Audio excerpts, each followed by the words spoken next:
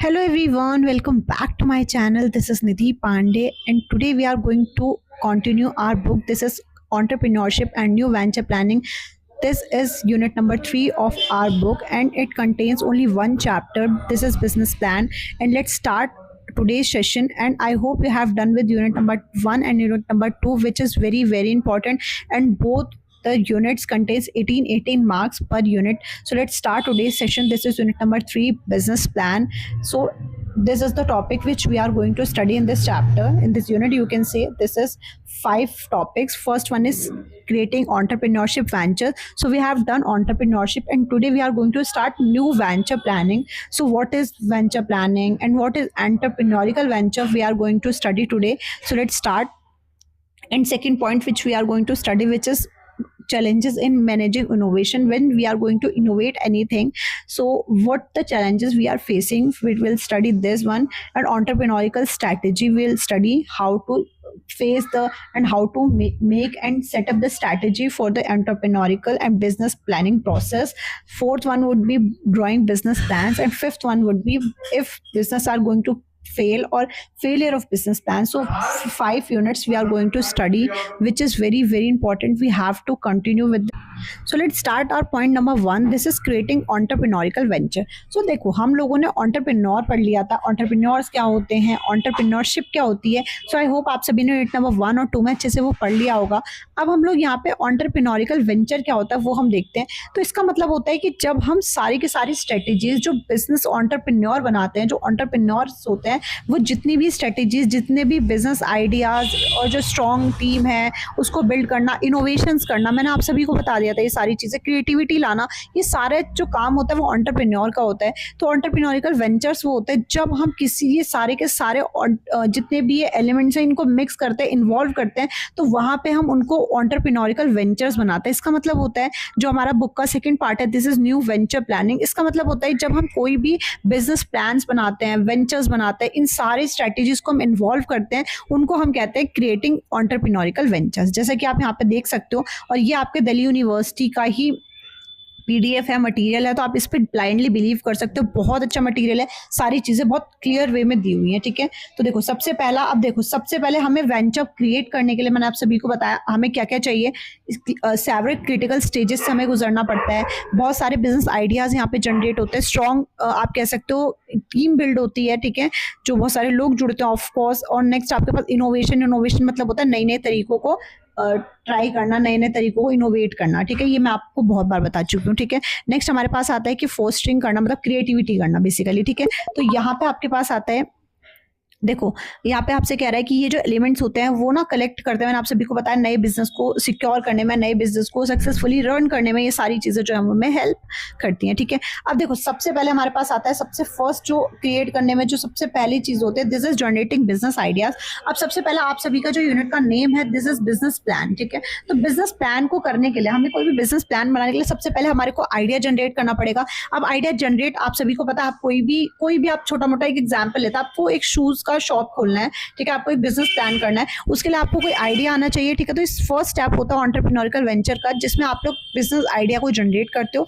ठीक है, तो उसके कुछ सोर्सेज होते हैं. ठीक है, आप इसे रीड आउट कर लेना. देखो इसके कुछ सोर्सेज होते हैं. सबसे पहले पर्सनल एक्सपीरियंस के थ्रू आप देख सकते हो, जैसे कि यहाँ पे एग्जाम्पल गिवन है कि बहुत सारे स्टार्टअप जो होते हैं वो क्या होता है कि आपने कहीं पे भी आपने छोटी मोटी कंपनी में काम कर रखा है. अब आप देखते हो कि यार अब वो कंपनी ना बहुत ज्यादा फ्रस्ट्रेटिंग हो गई, काम करना 9 to 5 job and like that, मुझे एक स्टार्टअप स्टार्ट करना है. ठीक है, जैसे कि यहाँ पे गिवन है कि जैसे सॉफ्टवेयर है, एग्जिस्टिंग कोई भी कस्टमर प्रोडक्ट से, ये सारी चीज़ें आप मतलब बेसिकली आप यहाँ पे स्टार्टअप कर रहे हो. ठीक है, तो आप पर्सनल एक्सपीरियंस के बेस पे भी मतलब बिजनेस आइडिया ले सकते हो. सेकंड सोर्स हो सकता है आपका मार्केट गैप्स में. इसका मतलब आप देखोगे कि मार्केट में क्या ज़्यादा डिमांड पे है या मार्केट की अपॉर्चुनिटीज़ को आप यहाँ पे गेन कर सकते हो. यहाँ पे आप देखोगे कस्टमर को क्या चीज़ चाहिए जो उसे मिल नहीं पा रही है, उसके थ्रू भी आप यहाँ पे अपना बिजनेस आइडिया ले सकते हो. ठीक है, आप इसे रीड कर लेना एक बार, मैं आपको इसे समझा रही हूँ, बाकी आप रीड कर लेना. आई होप आप रीड कर लोगे ऑफ कोर्स। थर्ड आपके पास आता है ट्रेंड्स, और ट्रेंड्स को, टेक्नोलॉजीज को आपको इनोवेट करना है, ट्रेंड्स को एनालाइज करना है कि क्या चीज़ ट्रेंड में है, जिससे कि आप अगर उसका स्टार्टिंग कर रहे हो, आप बिजनेस आइडिया अगर चाहते हो तो आप ट्रेंड्स को भी फॉलो कर सकते हो। ठीक है, जैसे यहाँ पे दे रखा है कि एक बूम आता है, बूम मतलब जो ऊपर जाना, किसी भी चीज़ का अप जाना। तो अगर ई कॉमर्स यानी कि इलेक्ट्रॉनिक कॉमर्स अगर बूम पे जाता है तो आपकी डिजिटल मार्केटिंग लिंक हो जाता है, डिजिटल मार्केटिंग कितनी सही जाती है ऑफ कोर्स। ठीक है, नेक्स्ट आपके पास आता है जो आपके कॉम्पिटिटर है उनको एनालाइज करना कि कॉम्पिटिटर आपके क्या कर रहे हैं, उनके बेसिस पे भी आप बिजनेस का आइडिया ले सकते हो। तो बहुत कॉमन चीज़ है। ग्लोबल चैलेंजेस का मतलब होता है कि जो आपका आप कह सकते हो इकोनॉमिक जो भी आपके चेंज हो रहे हैं। ठीक है, तो चेंजेस जो भी होते हैं, चैलेंजेस को देखना कि यार ये चैलेंजेस हैं, इनके पे अगर मैं काम करूंगा तो शायद लोगों को पसंद आए, शायद लोग इससे ज़्यादा मतलब यूज टू हो पाए। तो ये 5 तरीके हैं जिससे आप बिजनेस आइडिया को जो है वो आइडेंटिफाई या जनरेट कर सकते हो। ठीक है, कोई भी आपको बिजनेस करना है तो आप इन 5 फैक्टर्स को देख के आप यहाँ पे जनरेट कर सकते हो। अब देखो, तो देखिए अब सेकंड हमारे पास आता है कि टेक्निक्स क्या होते हैं आइडिया को जनरेट करने के। देखो हमने ये देख लिया कि जो बिजनेस आइडिया उसको जनरेट किस तरीके से कर सकते हैं, बट इसकी कुछ टेक्निक्स होती है। देखो सबसे पहले आपके पास आता है ब्रेनस्टॉर्मिंग का मतलब होता है कि आप कोई भी क्रिएटिव मतलब ग्रुप बनाते हो, वहां पे आप लोग मतलब क्या करते हो कि पहले बातचीत को अच्छे से सारे के सारे लोगों की जो ब्रेन यानी कि जो उनके माइंड में चल रहा है उनको जानना, उनको समझना, इमीडिएट जजमेंट ना लेना, ऑन द स्पॉट मतलब जजमेंट ना लेना, पहले सारी बातों को सुनना समझना, उसके बाद एक कॉन्वर्सेशन के थ्रू, बेसिकली ग्रुप कॉन्वर्सेशन के थ्रू आप यहाँ पे डिसीजन लेते हो। ठीक है, सेकंड आपके पास होता है माइंड मैपिंग करना। माइंड मैपिंग का मतलब होता है कि यहाँ पे आप क्या करते हो, नए नए आइडियाज को, नए नए बिजनेस अपॉर्चुनिटीज को आप जनरेट करते हो, आइडेंटिफाई करते हो। तो बहुत कॉमन है, ये मोस्ट ऑफ द पीपल यही करते हैं। ठीक है, कि आप क्या करते हो, क्या करते हो, आप किसी को कॉल करते हो, भाई ये क्या मतलब इसमें ऐसा क्या होता है, मतलब अलग अलग आइडियाज को जानते हो। उसके बाद फिर आप उस जो आपको आइडिया अच्छा मिला उस पर फिर आप मार्केट की अपॉर्चुनिटीज को देखते हो। तो ये सारी चीजें तो हम कॉमनली करते हैं। ठीक है, नेक्स्ट हमारे पास आता है रिवर्स इंजीनियरिंग। थर्ड टेक्निक होती है रिवर्स इंजीनियरिंग करना। इसका मतलब होता है कि आप यहाँ पे प्रॉब्लम को पहले देखोगे, उसके बाद उसके थ्रू आप सोल्यूशन के थ्रू आप इसका आइडिया जनरेट करोगे। यानी कि फॉर एग्जाम्पल आपने देखा कि कुछ कहीं पे पानी की प्रॉब्लम है। ठीक है, पानी की कोई ऐसी जगह है हमारे फॉर एग्जांपल दिल्ली में कि जहाँ पे पानी की समय बहुत ज्यादा प्रॉब्लम चल रही है। तो आपने सबसे पहले क्या करा कि आइडिया को मतलब प्रॉब्लम को आइडेंटिफाई करा, उसके बाद आपने उसका सोल्यूशन निकालते हुए कोई भी स्टार्टअप स्टार्ट किया। तो दिस इज कॉल्ड कि आप पहले प्रॉब्लम को एनालाइज करें, उसके बाद उस पर काम करते हुए सोल्यूशन की तरीके से आप आइडिया जनरेट करो बिजनेस के थ्रू। ठीक है, नेक्स्ट आपके पास आता है स्कैम्पर मेथड। इसका मतलब होता है, ये वो मेथड होता है जहाँ पे हम क्या करते हैं कि एक चेकलिस्ट लेते हैं, चेकलिस्ट यूज करते हैं, मतलब जिससे कि हम किसी भी एग्जिस्टिंग प्रोडक्ट की मतलब जनरेशन कर सकते हैं, नए अच्छे मतलब उसको इंप्रूव करते हुए, किसी भी प्रोडक्ट को इंप्रूव करते हुए जब हम कोई भी एक्शन लेते हैं, कोई भी चीजें जनरेट करते हैं, कोई भी आइडिया जनरेट करते हैं, this is called scamper method.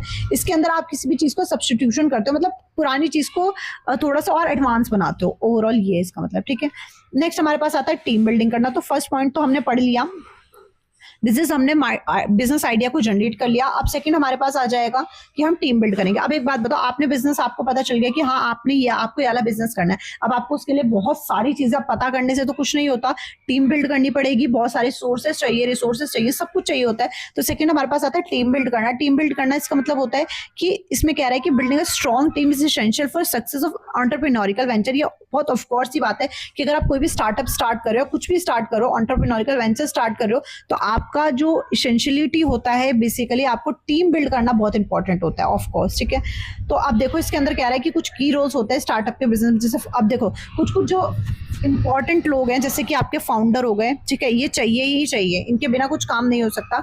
तो ये देख लो, अगर आप कोई कंपनी है, स्टार्टअप भी स्टार्ट करो, उसके बाद आपको फाउंडर चाहिए जिसको हम सीईओ भी बोलते हैं। ठीक है, उसके बाद हमारे पास चीफ एग्जीक्यूटिव ऑफिसर जिसे हम कहते हैं, जो किसी भी चीज को एग्जीक्यूट करता है। ठीक है, स्टार्टिंग करता है ऑफ कोर्स। ठीक है, तो आपके पास कहता है कि वो हर एक विजन के लिए, हर एक डायरेक्शन के लिए, लीडरशिप के लिए वो रिस्पॉन्सिबल होता है बिजनेस में, जिसको हम चीफ एग्जीक्यूटिव ऑफिसर बोलते हैं। हर एक चीज की एग्जीक्यूशन उसके थ्रू ही होती है। ठीक है, सेकंड आपके पास आता है को फाउंडर वो होते हैं जो बिजनेस की रिस्पॉन्सिबिलिटी को सीईओ से शेयर करते हैं। ठीक है, जिनके कुछ स्पेसिफिक रोल होते हैं, डेवलपमेंट का रोल होता है, इनका सेल्स का रोल होता है। ठीक है, तो ये सारे को फाउंडर्स का काम होता है। जो रिस्पॉन्सिबिलिटी सीईओ की होती है वो इसे ही शेयर करते हैं। ठीक है, बट जो सीईओ होते हैं वो किसी भी चीज को एग्जीक्यूट करते हैं और ये रिस्पॉन्सिबिलिटी उससे लेके उनके उस पर काम करते हैं। क्लियर है? थर्ड आपको चाहिए होता है जिसे हम प्रोडक्ट या फिर सर्विस मैनेजर कहते हैं। ठीक है, जैसे सर्विस मैनेजर सर्विस को मैनेज करना या फिर प्रोडक्ट को मैनेज करना। तो बेसिकली ये क्या करते हैं, इनकी रिस्पॉन्सिबिलिटी होती है कि जो डेवलपमेंट हो रही है, जो क्वालिटी ऑफ द प्रोडक्ट या सर्विस है जो ऑफर कर रहे हैं हम लोगों को, वो उसकी रिस्पॉन्सिबिलिटी इनकी होती है, उनको ओवरसी करना, ठीक है। फोर्थ आपके पास जरूरी होता है, दिस इज मार्केटिंग या फिर सेल्स टीम जिसे आप कह सकते हो, जो सेल्स करता है बेसिकली, ठीक है। उसके बाद हमारे पास आता है मतलब सेल्स करते हैं, रेवेन्यू जनरेट करता है कस्टमर की सेटिस्फेक्शन के थ्रू। नेक्स्ट हमारे पास आता है फाइनेंस मैनेजर, जो फाइनेंस को मैनेज करते हैं बेसिकली, ठीक है। तो ये क्या करता है कि फाइनेंस की हेल्थ क्या है, बिजनेस की बजटिंग करना, अकाउंटिंग करना, ये सब काम फाइनेंस मैनेजर का होता है, क्लियर है।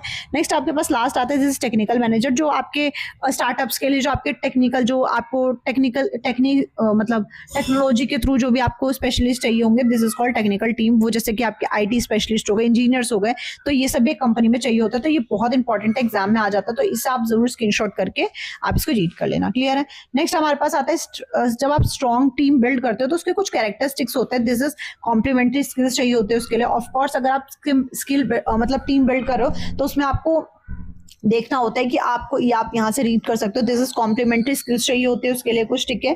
जैसे मार्केट की नॉलेज हो गई, बिजनेस के बारे में पूरी नॉलेज, फिर विजन को शेयर करना, विजन को मतलब उनका जो भी विजन हो वो ऑफ कोर्स उसको रख सके, उनकी कम्युनिकेशन इतनी अच्छी हो कि वो अपने विजन को शेयर कर सकें, ठीक है। उसके बाद ट्रस्ट रिस्पेक्ट ऑफ कोर्स चाहिए होता है। अडेप्टेबिलिटी यानी कि आप मतलब फ्लेक्सिबल हो, वो मतलब वो चेंजेबल, अगर कोई भी हमें देख रहा है कि चेंजेबल सर्कमस्टेंस है तो वो अपने आप को एडजस्ट कर सकेंगे, क्लियर है। नेक्स्ट आपके पास आता है कि टीम बिल्ड करने की कुछ स्ट्रेटेजीज होती है, जैसे कि आपकी क्लियर रोल्स पता होने चाहिए, रिस्पॉन्सिबिलिटीज जो है वो क्लियर होनी चाहिए, ये बहुत इंपॉर्टेंट है, ठीक है। ओपन कम्युनिकेशन में आप सभी को बताया कि अगर आप कोई भी टीम बिल्ड करो तो ऐसा नहीं है कि कोई भी बात छुपी हो या फिर ऐसे मतलब ओपन कम्युनिकेशन होना चाहिए, ठीक है।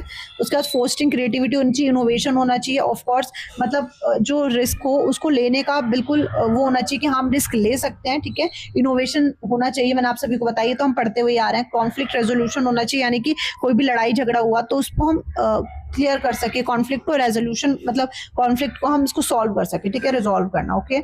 नेक्स्ट आपके पास आता है सोर्सेज क्या, इनोवेशन के नए नए तरीकों के कुछ सोर्सेज होते हैं, जैसे मैंने आप सभी को बताया, ठीक है। तो ये तो इंपॉर्टेंट भी है, ठीक है, कि सोर्सेज ऑफ इनोवेशन का मतलब होता है नए नए तरीकों को कैसे हम हैंडल करते हैं। तो सोर्सेज क्या है, देखो सबसे पहले आपके पास आता है इंटरनल सोर्सेज ऑफ इनोवेशन, जो अंदर ही अंदर मतलब कंपनी के अंदर कुछ सोर्सेज होते हैं इनोवेशन के, दिस इज आरडी का मतलब होता है रिसर्च और डेवलपमेंट करना, कि हम कंपनी के अंदर ही रिसर्च और डेवलपमेंट करेंगे और फिर हम वहीं से ही हम क्या करेंगे, इनोवेशन या नए नए तरीके देखेंगे। तो आप यहाँ पे रीड आउट कर सकते हो, ठीक है। टेक कंपनीज है जैसे कि एप्पल, माइक्रोसॉफ्ट को आप इन्वेस्ट करते हो इस तरीके से। नेक्स्ट आपके पास एम्प्लॉय का सजेशन, जो मतलब अंदर से ही ले रहा है, मतलब इंटरनल आपका इंटरनल इनोवेशन है, तो एम्प्लॉय जो भी आपके काम करेंगे उनका सजेशन लेना। लीडरशिप, विजन, ये भी कंपनी के अंदर का ही होगा, ठीक है। आप एग्जाम्पल भी गिवन है कि एलॉन मस्क का विजन देखो, जो सस्टेनेबल एनर्जी है उनको इनोवेट करना, मतलब ये सारी चीजें इंटरनली आप कर सकते हो, 3 तरीकों से कर सकते हो, आप इसको रीड आउट कर लेना, क्लियर है।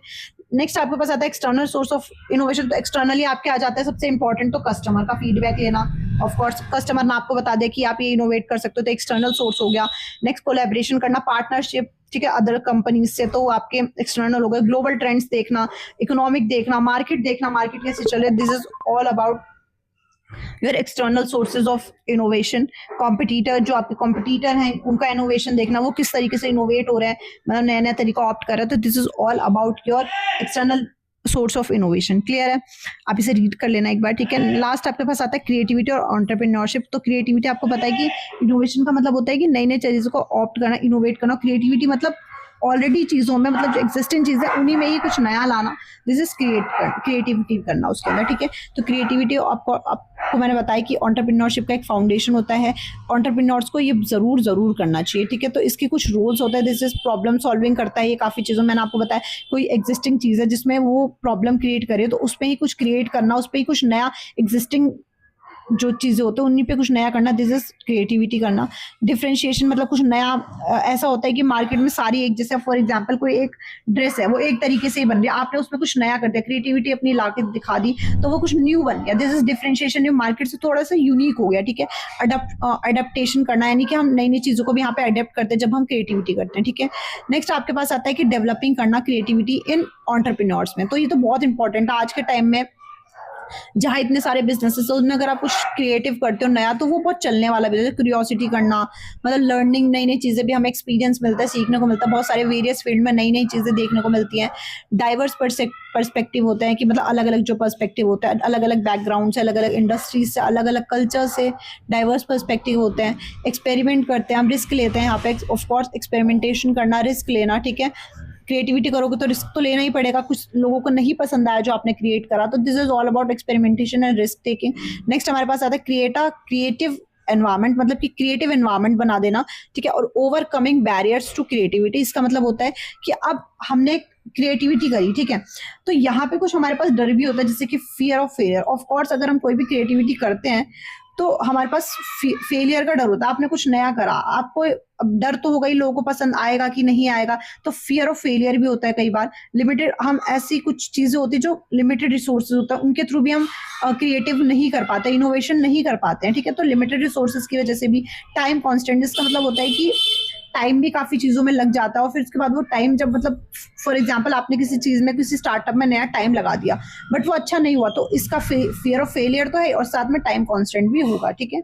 नेक्स्ट आपके पास ये टॉपिक होता है खत्म। This is all about your creativity and this is the first topic, this is creating entrepreneurial venture. तो आई होप आप सभी को अच्छे से क्लियर हुआ होगा, ठीक है। नेक्स्ट आप second topic, this is about changing challenges in managing innovation. अब हम मैनेज करें इनोवेशन को, इनोवेशन मतलब नए नए तरीकों को, तो उसके अंदर चैलेंजेस क्या फेस करने पड़ते हैं, तो ये हम अभी ऊपर से ही पढ़ते हुए आ रहे हैं, तो यहाँ पे ये आप खुद से एक बार रीड करोगे एंड आई होप आप सब कर लोगे, ठीक है, क्योंकि ये बहुत ही ईजी है। मतलब मैं ये कहूँ कि यहाँ पे आप सभी को कुछ करना नहीं है, बस आप एक बार रीड आउट कर लेना, इनफ हो जाएगा। देखो कि क्या है कि मतलब की चैलेंजेस क्या होते हैं जो इनोवेशन में हम फेस करते हैं, जैसे रिसोर्स को एलोकेट करना, ठीक है, मतलब रिसोर्स को बांटना, रिस्क को मैनेज करना, ऑर्गेनाइजेशन को मतलब चेंज के थ्रू स्टार्ट करना, ठीक है, तो उसके क्या चैलेंजेस है, उसके क्या सोल्यूशन है, आप इसे एक बार खुद से रीड करोगे, बहुत ईजी है ये, ठीक है। इनोवेशन लीडरशिप यहाँ पे दिक्कत देता है, कस्टमर का एग्जेम्पशन, जो मतलब कस्टमर एक्सपेक्ट कर रहे हैं और मार्केट क्या उन्हें दे रहा है, ये सारी चीजें, इंटेलेक्चुअल प्रॉपर्टी प्रोटेक्शन, तो ये इंपॉर्टेंट है, एक बार आप इसे खुद से रीड करना है, स्क्रीनशॉट लेके या फिर वीडियो को पॉज करके, बहुत इंपॉर्टेंट है, ठीक है। उसके बाद अब हमारे पास आता है एंटरप्रेन्योरियल की क्या स्ट्रैटेजी है, ये हम ऑलरेडी पढ़ चुके हैं, तो इसमें भी मुझे नहीं लगता बहुत ज्यादा कुछ आपको पढ़ने की जरूरत है, तो आप इसको वीडियो को पॉज करके खुद से एक बार पढ़ो, अभी के अभी पढ़ लो, ठीक है। एंटरप्रेन्योरियल की क्या स्ट्रैटेजी, हम लोग लास्ट 2 यूनिट से पढ़ते हुए, उनका विजन क्लियर होना चाहिए, उनका मिशन होना चाहिए, उनके पास एक टारगेट होना चाहिए, मार्केट रिसर्च होनी चाहिए, पोजीशनिंग होनी चाहिए, मतलब काफी चीजें हम ये पढ़ते हुए आ रहे हैं, ठीक है। वैल्यू प्रोपोजिशन होना चाहिए, सस्टेनेबल कॉम्पिटिटिव एडवांटेज होना चाहिए, तो ये चीजें तो हम काफी पढ़ रहे हैं। इसके एग्जाम्पल्स भी देखो, ये इस पीडीएफ में एक बहुत अच्छी बात है, इनके एग्जाम्पल्स भी हैंड टू हैंड गिवन है, तो आपको बहुत ज्यादा कुछ भी, आपने ये चीज पढ़ी, इसकी डेफिनेशन पढ़ी, उसके साथ एग्जाम्पल पढ़ लिया, सब क्लियर हो जाता है, ठीक है। तो आई होप आप सभी को इतना तो क्लियर हो रहा होगा। इसकी स्ट्रेटेजी कुछ ऑप्शंस है, जैसे कि कॉस्ट लीडरशिप, डिफरेंशिएशन करना, फोकस स्ट्रेटेजी, मतलब स्ट्रेटेजी पे फोकस करना, ये हम लास्ट 2 यूनिट से पढ़ रहे हैं, तो मुझे तो नहीं लगता कि मुझे इस पे बहुत ज्यादा टाइम इन्वेस्ट करने की जरूरत है, ठीक है। अगर हम अपने बिजनेस को स्केल अप यानी बढ़ा रहे हैं, तो हम क्या कर सकते हैं, देखो यहाँ पे चैलेंजेस आ सकते हैं कि आप देखो, अगर आप अपने कभी भी बिजनेस को स्केल अप यानी बढ़ाते हो, scaling up of the business का मतलब होता है बिजनेस को एक्सपेंड करना, बढ़ाना, ये प्रोसेस होता है, ठीक है। स्केलिंग अप तो प्रोसेस होता है जिसमें अपने बिजनेस को बढ़ा रहे होते हैं, एक्सपेंड कर रहे होते हैं, तो उसमें कुछ चैलेंजेस आते हैं, दिस इज कैश फ्लो की दिक्कत होती है। ऑफ कोर्स जब हम कोई भी चीज को बढ़ाते हैं तो उसमें पैसा भी हमें लगाना पड़ता है, ठीक है। फिर हम क्या करते हैं कि मैनेजिंग, हाँ ये तो बहुत इंपॉर्टेंट है, हायर करना लोगों को, और ज्यादा लोगों को हमें हायर करना पड़ेगा, टैलेंट हमें, आप कह सकते हो वाइड पूल ऑफ टैलेंट हमें देखने को मिलेगा, उसमें से हमें चूज करना होता है यहाँ पे, ठीक है। अब मैं क्या, यहाँ पे देखो आपके पास है चैलेंज भी गिवन है कि क्या चैलेंज आएगा, उसका क्या सोल्यूशन है, तो आप ये दोनों चीजें एक बार रीड करना, ठीक है। अब यहाँ पे हमें क्वालिटी देखनी पड़ती है कि जो हम आगे बढ़ा रहे एक्सपेक्ट जो कर रहे हैं उसमें कस्टमर का सेटिस्फेक्शन कितना, हमें ये इंपॉर्टेंट है, सबसे ज्यादा इंपॉर्टेंट तो कस्टमर का सेटिस्फेक्शन होता है कि कस्टमर अगर सेटिस्फाई है तो बिजनेस आगे चलेगा फॉर श्योर, ठीक है। नेक्स्ट आपके पास आता है सप्लाई चेन को मैनेज करना, ठीक है, जो सप्लाई करने वाले हैं वो लोग मतलब इतनी तरीके से सप्लाई कर पा रहे हैं सामान की या नहीं, ब्रांड की कंसिस्टेंसी होनी चाहिए, तो ये काफी चीजें हमें यहाँ पे देखने को मिलती है, कुछ चैलेंजेस है, उसका सोल्यूशन क्या है वो आप रीड कर लेना, क्लियर है। अब नेक्स्ट हमारे पास आते हैं स्टेप्स को स्केल अप, मतलब जब हम स्केल अप करते हैं, बिजनेस को एक्सपेंड करते हैं, उसके कुछ स्टेप्स होते हैं। First one would be financial planning करना, ठीक है, मतलब फाइनेंस से रिलेटेड जो भी प्लानिंग है, क्या और पैसा चाहिए, कितना और पैसा चाहिए, सिस्टमाइज ऑपरेशन, मतलब कि सिस्टम, मतलब पूरा सिस्टमेटिक तरीके से उसका देखना, ठीक है, एक्सपेंड करना, मार्केट की जो रीच है उसको एक्सपेंड करना, मतलब बढ़ाना, और पार्टनरशिप अलायंसेस यानी कि जो भी आपके पार्टनर्स है, जो नए कस्टमर्स है, उनको अच्छे से अपने साथ स्ट्रेटेजी बना के लेके चलना, ठीक है। तो ये ओवरऑल आपका पूरा का पूरा था कि आपके स्टेप्स क्या स्केल अप करने के, यानी बिजनेस को और बढ़ाने के, ठीक है। तो आई होप आप सभी को इतना क्लियर रहा होगा, एंड प्लीज आप इसको वीडियो को पॉज करके रीड आउट करते रहिए, ठीक है। ठीक है, अब आई होप आप सभी ने इतना पढ़ लिया होगा. This is our last topic in this video we are going to complete. This is business planning process. Business planning process यानी कि जो हमारा चैप्टर है बिजनेस प्लान, तो उसका बिजनेस प्लान हम लोगों ने पढ़ लिया. बिजनेस प्लान होता है एक रोड मैप होता है जो आपके बिजनेस को डायरेक्शन देता है. आप एक बात बताओ, आप कोई भी बिजनेस है, स्टार्टअप भी स्टार्ट कर रहे हो, तब ऐसा तो है नहीं कि आप आंखें बंद करके कुछ भी स्टार्ट करोगे.